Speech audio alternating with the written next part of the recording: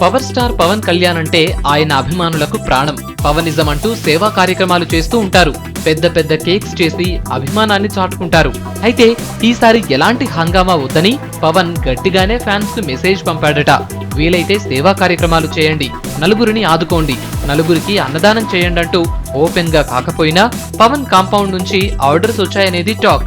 ఇటీవలే నాకు కులం మతం అంటించొద్దు అన్న వార్నింగ్స్ ఇచ్చిన క్రమంలో ఫ్యాన్స్ సర్వమత ప్రార్థనలు చేయాలని నిర్ణయించారట.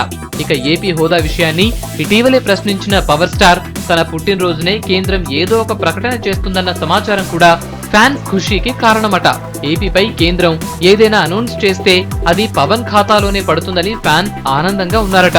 మనం ఢిల్లీకి ఇవ్వటం కాదు, మన స్టార్ కే ఢిల్లీ బర్త్డే గిఫ్ట్ ఇస్తుందని కొందరు అభిమానులు సంబరంగా ఉన్నారని film industry talk. Pawan Kalyan తన ప్రతి బర్త్డేకు ఎవరికీ తెలియని ప్రదేశంలోకి వెళ్లిపోతాడనే టాక్ ఉంది.